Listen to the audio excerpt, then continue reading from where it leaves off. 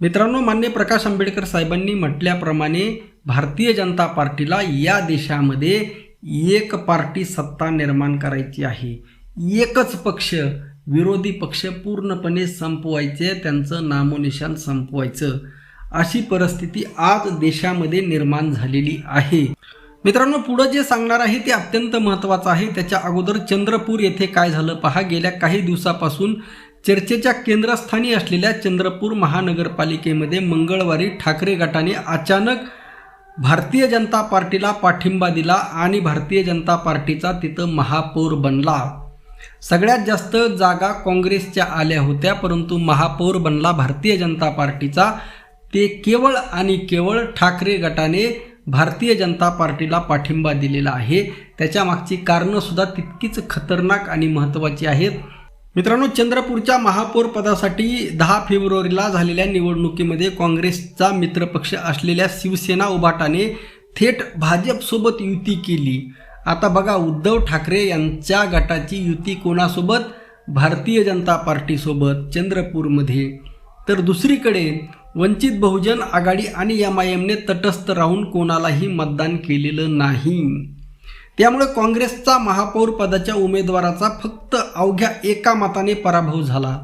जर वंचित बहुजन आघाडीच्या उमेदवाराने जर काँग्रेसला मतदान केलं असतं तर काँग्रेसचा महापौर झाला असता. त्यामुळे लक्षात ठेवा. परंतु वंचित बहुजन आघाडीचा येथे नेमके काय गोंधळ झालेला आहे पहा. वंचित बहुजन आघाडीने काँग्रेसला मतदान करण्यास सांगितलं होतं, तरीसुद्धा त्यांनी भारतीय जनता पार्टीलाही पाठिंबा न देता किंवा काँग्रेसलाही पाठिंबा न देता अनुपस्थित ते राहिले आणि त्यामुळे भारतीय जनता पार्टीचा महापौर तिथे निवडून आला. परंतु वंचित बहुजन आघाडीने वरिष्ठ पातळीवरून याची दखल घेत शहराध्यक्ष स्नेहल रामटेके यांना पदावरून हटवलेलं आहे आणि त्यांनी केलेल्या नियुक्त्या सुद्धा स्थगित केलेल्या आहेत. म्हणजे वंचित बहुजन आघाडीने कार्यवाही केलेली आहे. वरून स्पष्ट आदेश होते की काँग्रेसचा महापौर झाला पाहिजे, त्याला मतदान केलं पाहिजे, परंतु तसं प्रत्यक्षामध्ये घडलेलं नाही आणि त्यामुळे वंचित बहुजन आघाडीची यामध्ये कसलीही चूक दिसत नाही. परंतु आता ठाकरे गटाने जे भारतीय जनता पार्टीसोबत ठाकरे गट गेलेला आहे त्याची कारणं सुद्धा तितकीच खतरनाक आहेत, लक्षात ठेवा. त्याच्या कारणामागं मित्रांनो आहे 1000 कोटीचा बंगला. कुणी सांगितलेला आहे? हा आरोप माझा नसून हा आरोप कोणाचा आहे? तर हर्षवर्धन सपकाळ, जे काँग्रेसचे प्रदेशाध्यक्ष आहेत, त्यांनी सांगितलं की चंद्रपुरामध्ये नक्कीच मोठा घोडा बाजार झालेला आहे. घोडा बाजार कशाला म्हणतात? की पैसा देऊन हे नगरसेवक आहेत यांना खरेदी करणं, याला घोडा बाजार म्हटलं जातं. सुधीर मुनगंटीवार यांचा 1000 कोटीचा बंगला हा चर्चेचा विषय आहे. आता चंद्रपूरमध्ये नेमकं काय आहे मला माहीत नाही, परंतु येथे न्यूज अशी आहे की हर्षवर्धन सपकाळ यांनी तो बंगला 1000 कोटीचा आहे असं म्हटलेलं आहे. महापौर बनण्याकरता त्यांनी तेवढेच पत्ते विकत घेतलेले आहेत, हा आरोप सुद्धा काँग्रेसने केलेला आहे. म्हणजे येथे पैशाने लोकशाही संपवलेली आहे. RSS जे नीतिमत्तेच्या बाता मारतं, वरवर दाखवतं, परंतु त्यांचे खायचे आणि दाखवायचे दात कसे आहेत हा फरक येथे स्पष्टपणे तुम्हाला पाहायला भेटेल. यात मोठा घोडा बाजार झालेला आहे. अशा स्थितीमध्ये वंचित बहुजन आघाडी आमच्यासोबत असायला हवी होती असं हर्षवर्धन सपकाळ यांनी म्हटलेलं आहे. चंद्रपूरच्या दोन्ही नेत्यांना आम्ही एकत्रित येण्यासाठी पुढाकार घेतला. आमच्या पक्षामध्ये कुठेही फाटाफूट झाली नाही. त्यात उभाटाने भारतीय जनता पार्टीला पाठिंबा दिला. सुधीर मुनगंटीवार यांनी जसा बंगला बांधला 1000 कोटीचा, तशाच पद्धतीने आज त्यांनी महापौर बसवलेला आहे. हे विधान आहे हर्षवर्धन सपकाळ यांचं. बघा, चंद्रपूरमध्ये पुढं मी महत्त्वाचं सांगणार आहे. एकूण नगरसेवक 66 आहेत. त्यामध्ये एकट्या काँग्रेसचे 27 नगरसेवक निवडून आले होते. काँग्रेस समर्थित जनविकास सेनेचे 3 म्हणजे 27 + 3 30 झाले. शिवसेना उभाटा गटचे 6 म्हणजे 36 झाले. वंचितचे 2 38 झाले.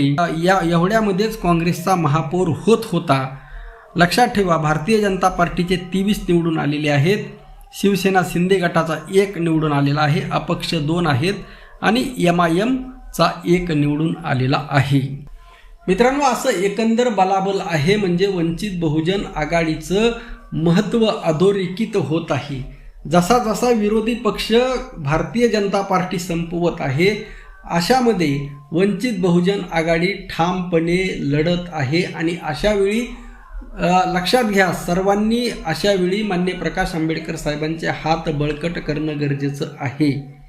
कारण हे उभाटा आता सिद्ध झालेला आहे. उभाटा असेल, हे सगळे एकाच माळेचे मणी आहेत. अशामध्ये काँग्रेस आणि वंचित बहुजन आघाडी यांची जर कायमस्वरूपी जर युती झाली आणि त्यामध्ये वंचित बहुजन आघाडीला सुद्धा काँग्रेसने झुकतं माप देणं गरजेचं आहे. वंचितचे जे उमेदवार आहेत ते निवडून कसे येतील हे सुद्धा काँग्रेसने प्रामाणिकपणे प्रयत्न करणं गरजेचं आहे.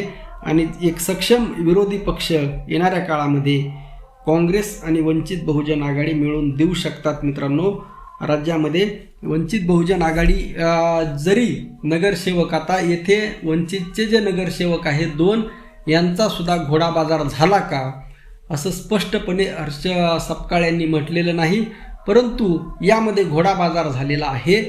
मग या घोडा बाजार याचा अर्थ काय तुम्हाला सगळ्यांना माहीत आहे. येथे मला मुद्दा अधोरेखित जो करायचा आहे की भारतीय जनता पार्टीने सगळ्या नीतिमत्ता परिमाणं सगळे गुंडाळून ठेवलेले आहेत. RSS जो आपला सोज्वळ चेहरा दाखवते, लक्षात ठेवा, RSSला भारतीय जनता पार्टीला जी राक्षसी सत्ता भेटली होती, अजितदादा पवार यांच्या शब्दामध्ये जर सांगायचं म्हटलं तर त्या सत्तेचा त्यांनी देशासाठी काहीतरी एक नवनिर्माण करण्यासाठी त्या सत्तेचा वापर करायला हवा होता. देशामध्ये काहीतरी चांगले बदल घडवण्यासाठी, भ्रष्टाचार संपवण्यासाठी, एक नीतिमान राष्ट्र घडवण्यासाठी. परंतु यांच्या उद्देशामध्येच कुठंही नीतिमत्ता दिसत नाही. कालच रामदास स्वामींची दासनवमी वगैरे काही झाली, त्यांची जयंतीचा उत्सव वगैरे काहीतरी होता. त्यामध्ये अनेक भारतीय जनता पार्टीच्या किंवा भारतीय जनता पार्टीचे जे किंवा RSSचे जे समर्थक आहेत त्यांनी रामदास स्वामींना शुभेच्छा दिल्या. आमच्यासुद्धा शुभेच्छा आहेत. परंतु मुद्दा लक्षात घ्या, त्यामध्ये काही लोकांनी मुद्दाम होऊन, अगदी 2-3% आहेत त्यापैकी शुभेच्छा देणाऱ्यापैकी, मुद्दाम होऊन रामदास स्वामींसोबत छत्रपती शिवाजी महाराजांचा फोटो लावणं किंवा त्यांना गुरु संबोधनं असे प्रकार केलेले आहेत. आणि यामुळे मित्रांनो वाद निर्माण होतो आणि अशा पद्धतीने विषमतेचं, खोटेपणाचं बीज पेरण्याचं काम हे लोक करतात. म्हणजे यांना काही सृजनशीलता यांच्याकडे नाही, काही निर्माण करण्याची क्षमता यांच्याकडे नाही, तर सगळं बिघडून टाकण्याची क्षमता यांच्यामध्ये आहे. त्यामुळे हे कदापिही सुधारणार नाही. त्यामुळे आपल्याला आपला लढा हा अखंडपणे चालू ठेवावा लागणार आहे. आता काँग्रेस आणि भाजप हे विरुद्ध टोक आहेत. हे दोघं एकत्र कधीही येऊ शकत नाहीत, लक्षात ठेवा. आणि त्यामुळे अशामध्ये वंचित बहुजन आघाडीने सुद्धा माननीय प्रकाश आंबेडकर साहेबांनी सुद्धा अगदी ठासून सांगितलेलं आहे की आमचा विरोधक हा RSS आणि भारतीय जनता पार्टी आहे. त्यामुळे वंचित बहुजन आघाडी सुद्धा विश्वासार्ह आहे. आता ती विश्वासार्हता उद्धव ठाकरे टिकवून ठेवतील का? त्यांनी कार्यवाही करणं गरजेचं आहे. ते कोण 6 उमेदवार आहेत त्यांच्यावर करतील का? हा खरा प्रश्न आहे. कारण येथे मुद्दा हा नैतिकतेचा आहे मित्रांनो. आणि नैतिकताच जर राजकारणातली जर संपली तर राजकारणाला कसलाही अर्थ प्राप्त होणार नाही, राहणार नाही. चीनने ज्या पद्धतीने केलं, लक्षात ठेवा, चीनची पद्धत आपल्याला परवडणार नाही. चीनची पद्धत आपल्याला नको आहे. आपल्याला लोकशाही हवी आहे. आपल्याला बहुपक्षीय लोकशाही हवी आहे. आपल्याला चीनचं एक हाती सत्ता नको आहे. तरी सुद्धा चीनची जी एक हाती सत्ता आहे, एक पक्षीय जी राजवट आहे, त्यामध्ये समता आहे. आणि आपल्या भारतामध्ये समता नाही, विषमता आहे. चीन जातीच्या आधारावर त्यांच्या जनतेमध्ये, लोकांमध्ये भेदभाव करत नाही. परंतु भारतीय जनता पार्टी ही केवळ उच्चवर्णीयांचं हित साधणारी पार्टी आहे आणि येथील हिंदू बहुजनांना गुलाम बनवणारी पार्टी आहे. हा चीनमधल्या एक पक्षीय पद्धतीचा आणि आपल्या भारतीय जनता पार्टीमधला हा मोठा डिफरन्स आहे, जो कदापिही भरून येणार नाही. यांच्या मनामध्ये हिंदूबद्दल अजिबात प्रेम नाही. यांना फक्त स्वतःचं स्वजातीचं वर्चस्व निर्माण करणं, स्वजातीचं राज्य निर्माण करणं हेच यांचं एकमेव धोरण आहे. आणि या धोरणातून जर तुम्हाला बाहेर निघायचं असेल तर मित्रांनो, जे बहुजनवादी आहेत, जे शिवराय फुले शाहू आंबेडकर या विचारधारेला धरून जे राजकारण करतात, अशांना साथ द्या. अजून बरंच काही आहे. तुमचं मत नक्की कळवा. रामकृष्ण हरी. जय जगद्गुरू. जय शिवराय. जय भीम.